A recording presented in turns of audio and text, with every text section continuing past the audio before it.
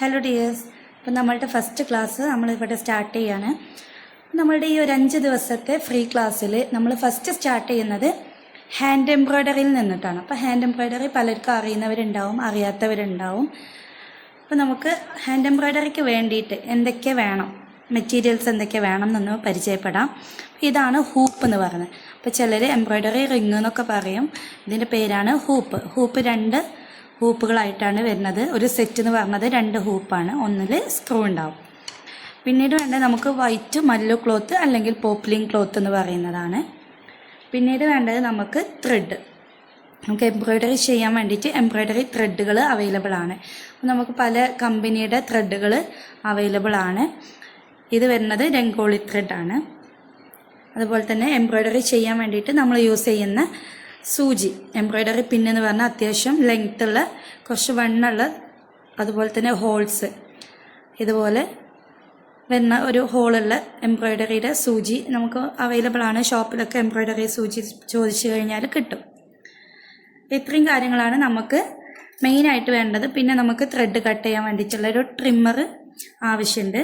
അതുപോലെ തന്നെ പിക്ചർ വരയ്ക്കാൻ കാർബൺ പേപ്പർ. അപ്പോൾ നേരിട്ട് നമ്മൾ പെൻസിൽ കൊണ്ടോ പെന്ന് കൊണ്ടോ ഒന്നും നമ്മൾ ക്ലോത്തിൽ എംബ്രോയ്ഡറിയുടെ ചെയ്യാൻ പാടില്ല. അതിന് വേണ്ടിയിട്ടാണ് നമ്മൾ യെല്ലോ കാർബൺ പേപ്പർ നിർബന്ധമായിട്ടും വാങ്ങിക്കണം എന്ന് പറയാൻ കാരണം. ഹാൻഡ് എംബ്രോയ്ഡറി പഠിച്ചവർക്ക് അറിയാം, നമ്മൾ നിർബന്ധമായിട്ടും യെല്ലോ കാർബൺ പേപ്പർ വെച്ചിട്ടാണ് വരയ്ക്കാറുള്ളത്. നമ്മൾ ഈ ഒരു പിക്ചറിനെ എങ്ങനെയൊക്കെ വരക്കും എന്നുള്ളതും ഹാൻഡ് എംബ്രോയ്ഡറിയിൽ എന്തൊക്കെയാണ് വരുന്നത് എന്നുള്ളതൊക്കെ നമുക്ക് നോക്കാം. ഹാൻഡ് എംബ്രോയ്ഡറി നമുക്ക് ഫസ്റ്റ്, അപ്പോൾ തീരെ അറിയാത്തവരുണ്ടാവും, അറിയുന്നവരുണ്ടാവും. അപ്പോൾ അറിയാത്തവർക്ക് വേണ്ടിയിട്ട് നമുക്ക് സ്റ്റാർട്ട് ചെയ്യുന്നത് തന്നെ ചെറിയ ഒരു സ്റ്റിച്ചിൽ നിന്നിട്ട് തന്നെ സ്റ്റാർട്ട് ചെയ്യാം. നമ്മളുടെ മല്ലു ക്ലോത്തിനെ നമ്മൾ ഇതുപോലെ നിവർത്തി വെക്കാം. നിവർത്തി വെച്ചിട്ട് നമ്മളുടെ ഹൂപ്പ് എടുക്കുക. ഈ ഹൂപ്പിൻ്റെ 2 എണ്ണം സ്പ്ലിറ്റ് ചെയ്തതിന് ശേഷം ഈ ഒരു ഫുൾ റൗണ്ട് വരുന്ന ഹൂപ്പിനെ അടിവശത്ത് വെച്ച് ഈ ക്ലോത്തിന് മുകളിൽ വരുന്ന രീതിയിൽ വെച്ച് കൊടുക്കുക. അപ്പോൾ ഈ ഹൂപ്പിൻ്റെ 4 സൈഡ്, അതായത് ഫുൾ റൗണ്ടിൽ നമുക്ക് കുറച്ച് ഗ്യാപ്പ് വേണം. 1 ഇഞ്ചിലെങ്കിലും ഗ്യാപ്പ് ഇട്ടിട്ട് വേണം നമ്മൾ ഇതുപോലെ വെച്ച് കൊടുക്കാൻ വേണ്ടിയിട്ട്. ഇനി നമ്മൾ ഈ ഒരു സ്ക്രൂ വരുന്ന ഹൂപ്പിനെ മുകളിൽ വെച്ച് കൊടുക്കുകയാണ്. വെച്ച് കൊടുത്ത് നമ്മളിതിനെ അമർത്തി കൊടുക്കുക. ഈ ഒരു ഹൂപ്പിൽ സെറ്റാക്കി കൊടുക്കുക.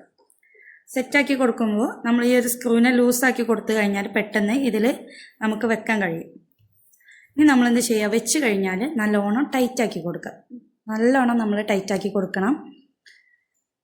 ഈ ഒരു ഹൂപ്പിനെ നമ്മൾ ഇതുപോലെ ടൈറ്റാക്കി കൊടുത്ത് ക്ലോത്തിന് എല്ലാ സൈഡിലും ക്ലോത്തിനെ ഇതുപോലെ ടൈറ്റാക്കി വലിച്ചു കൊടുക്കുക.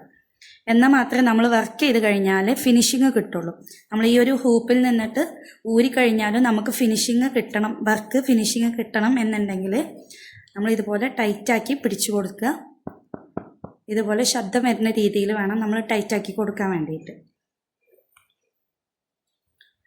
ഇതുപോലെ ടൈറ്റാക്കി കഴിഞ്ഞാൽ നമ്മൾ നെക്സ്റ്റ് ചെയ്യേണ്ട കാര്യം എന്ന് പറഞ്ഞാൽ, നമ്മൾ ഹാൻഡ് എംബ്രോയ്ഡറി സാധാരണ നോർമൽ കോഴ്സുകളൊക്കെ പഠിക്കുമ്പോൾ സ്റ്റിച്ച് ബോർഡ് എന്ന് പറഞ്ഞ സംഭവം ഉണ്ടാക്കും.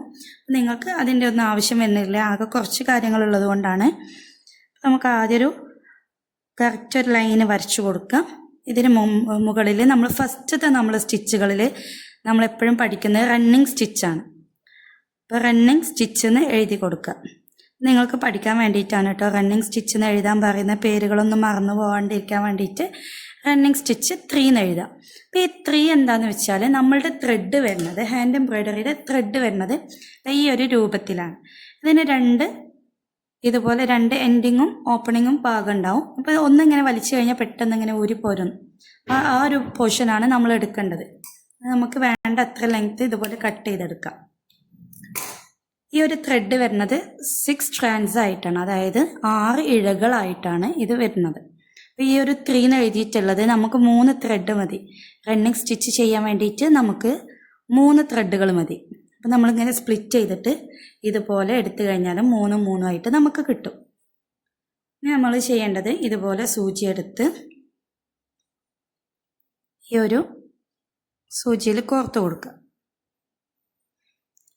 നമുക്ക് ഈ ഒരു തലഭാഗം സ്മോളും ഇത് കുറച്ച് ലാർജും ആക്കിയിട്ട് ലോങ്ങും ഷോർട്ടും ആയിട്ടാണ് നമ്മൾ വെക്കുന്നത്.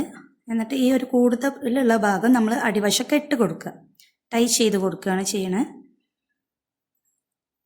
ടൈ ചെയ്ത് കൊടുക്കുക. ഓക്കെ, ഇനി നമ്മൾ ചെയ്യുന്നത് അടിവശത്ത് നിന്നും നമ്മൾ ഇതുപോലെ ഈ ഒരു ലൈനിൽ കുത്തിയെടുക്കണം. നമ്മൾ ഇതുപോലെ കുത്തി മുകൾക്ക് എടുത്തു കഴിഞ്ഞാൽ ചെറിയൊരു ഡിസ്റ്റൻസ് വിട്ട് നമ്മൾ താഴേക്ക് തന്നെ ഇറക്കി കൊടുക്കുക. ഈ ഒരു റണ്ണിങ് സ്റ്റിച്ച് നമുക്ക് പലർക്കും അറിയുന്നതാണ്. പക്ഷേ നമ്മൾ ചെയ്യേണ്ട കാര്യം എന്ന് പറഞ്ഞത് നമ്മളിവിടെ ഒരു സ്റ്റിച്ച് കൊടുത്തിട്ടുണ്ട്. ഈ ഒരു സെയിം ഡിസ്റ്റൻസ്, ഈ ഒരു സ്റ്റിച്ചിൻ്റെ സെയിം ഡിസ്റ്റൻസ് വിട്ട് കഴിഞ്ഞിട്ട് നമ്മൾ നെക്സ്റ്റ് സ്റ്റിച്ച് ഇതുപോലെ സ്റ്റാർട്ട് ചെയ്യാം.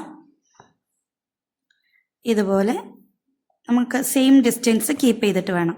ഇതിൻ്റെ ഇടയിലുള്ള ഗ്യാപ്പും അതുപോലെ സ്റ്റിച്ചുകൾ തമ്മിലുള്ളത് ഒരു അകലവും സെയിം ആയിട്ട് വേണം വരാൻ വേണ്ടിയിട്ട്. നമുക്കിതൊന്ന് ഫിനിഷ് ചെയ്തെടുക്കാം. ഞാൻ എന്ത് ചെയ്തിട്ടുണ്ട്, ഈ ഒരു ലൈന് ഫുള്ളായിട്ട് ഫില്ല് ചെയ്തെടുത്തിട്ടുണ്ട്. ഈ ഫില്ല് ചെയ്തതിന് ഇനി അടിവശത്ത് ഞാൻ കെട്ട് കൊടുക്കുകയാണ്. ഇതിനെ നമുക്ക് ടൈറ്റാക്കി സെക്യൂർ ചെയ്ത് നിൽക്കണം.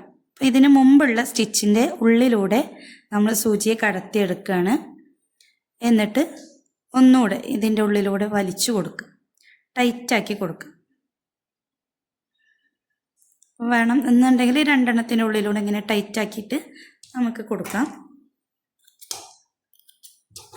ഇനി നെക്സ്റ്റ് നമ്മൾ ചെയ്യേണ്ടത് എന്താണെന്ന് വെച്ചാൽ ഇതിൻ്റെ ഈ ഒരു റണ്ണിങ് വെച്ചിട്ട്, ഈ ഒരു സ്റ്റിച്ച് വെച്ചിട്ട് നമ്മളൊരു പിക്ചർ ചെയ്യണം. ഞാൻ ജസ്റ്റ് ഒരു ഡെമോ കാണിച്ചു തരാം. ഞാൻ ഈ ഒരു പേപ്പറിൽ ഒരു ഫ്ലവർ വരയ്ക്കണം. നിങ്ങൾക്ക് പിൻട്രസ്റ്റിലൊക്കെ നോക്കിക്കഴിഞ്ഞാൽ ഒരുപാട് പിക്ചേഴ്സ് കിട്ടും. അല്ല എന്നുണ്ടെങ്കിൽ കുട്ടികളുടെ ബുക്കിലൊക്കെ ഉണ്ടാവും, ഒരുപാട് പിക്ചേഴ്സ് നമുക്ക് അവൈലബിൾ ആയിട്ട് കിട്ടും.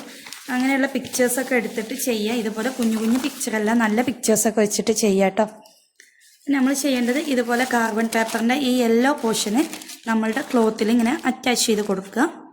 എന്നിട്ട് നമുക്ക് നമ്മളുടെ കയ്യിൽ എന്ത് പിക്ചറാണോ ഉള്ളത് അത് ഇതുപോലെ മുകളിൽ വെച്ച് കൊടുക്കുക. എന്നിട്ട് ഇതിൻ്റെ മുകളിലൂടെ പലർക്കും അറിയുന്നുണ്ടാവും സ്കെച്ചൊക്കെ എടുക്കാൻ. ആ സെയിം മെത്തേഡാണ് നമ്മൾ ചെയ്യുന്നത്. ഓക്കെ, ഇതുപോലെ വരച്ചെടുക്കുക. ഇതിന് മുകൾ കൂടെ വരയ്ക്കുമ്പോൾ ഇതിൻ്റെ ഒരു യെല്ലോ പോർഷന്, യെല്ലോ കാർബൺ പേപ്പർ വെച്ചിട്ട് വരയ്ക്കുമ്പോൾ യെല്ലോ കളറിൽ ഇതുപോലെ കിട്ടും. ഇനി നമ്മൾ ചെയ്യേണ്ടത് ഈ ഒരു റണ്ണിങ് വെച്ചിട്ട് ഈ ഒരു ഫ്ലവറിനെ ഫില്ല് ചെയ്തെടുക്കുക എന്നുള്ളതാണ്. എങ്ങനെ ഫില്ല് ചെയ്തെടുക്കുക എന്നുള്ളതും കൂടെ കാണിച്ചു തരാം കേട്ടോ. നമ്മൾ ഇതുപോലെ റണ്ണിങ് വെച്ചിട്ട് തന്നെ ചെയ്ത് കൊടുക്കുക. അപ്പോൾ ഇതൊക്കെ ഔട്ട്ലൈൻസ് ആണ്. നമ്മൾ റണ്ണിങ് സ്റ്റിച്ച് എന്നൊക്കെ പറയുന്നത് ഔട്ട്ലൈൻ ചെയ്ത് കൊടുത്ത് എടുക്കുന്ന വർക്കാണ്. അപ്പോൾ കൈവഴക്കം കിട്ടാൻ വേണ്ടിയിട്ടാണ് നമ്മൾ ഫസ്റ്റ് തന്നെ റണ്ണിങ് സ്റ്റിച്ചിൽ നിന്ന് സ്റ്റാർട്ട് ചെയ്യുന്നത്. നിങ്ങൾക്കൊരു ഐഡിയ കിട്ടും വേണമല്ലോ. നമ്മൾ ആദ്യം തന്നെ ഹെവി ആയിട്ടുള്ള എന്തെങ്കിലും പഠിച്ചു കഴിഞ്ഞാൽ നിങ്ങൾക്ക് ഒന്നും ക്ലിയർ ആവില്ല.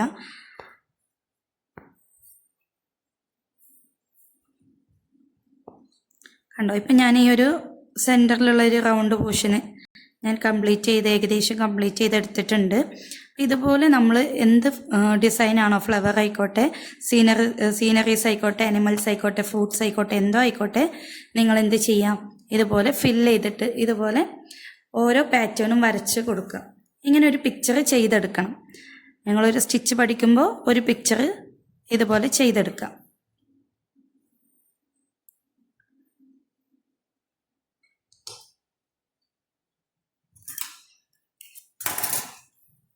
ഓക്കെ, റണ്ണിങ് സ്റ്റിച്ച് വെച്ചിട്ട് ചെയ്ത വർക്കാണ് കേട്ടോ ഇത്. അപ്പോൾ ഇതുപോലെ നമുക്ക് പല വർക്കുകളും ചെയ്തെടുക്കാം. നമുക്ക് ഇഷ്ടമുള്ള ഡിസൈൻസ് വെച്ചിട്ട്, സീനറീസ് വെച്ചിട്ടായിക്കോട്ടെ, ഫ്ലവേഴ്സ് വെച്ചിട്ടായിക്കോട്ടെ, ഇനി ഡോൾസിൻ്റെ പോലെയുള്ള പിക്ചേഴ്സ് വെച്ചിട്ടായിക്കോട്ടെ, നമുക്ക് എന്തെങ്കിലും പിക്ചേഴ്സ് വെച്ചിട്ട് ഇതുപോലെ വർക്കുകൾ ചെയ്തെടുക്കുക. എല്ലാവരും ചെയ്ത് നോക്കാം കേട്ടോ. Thank you.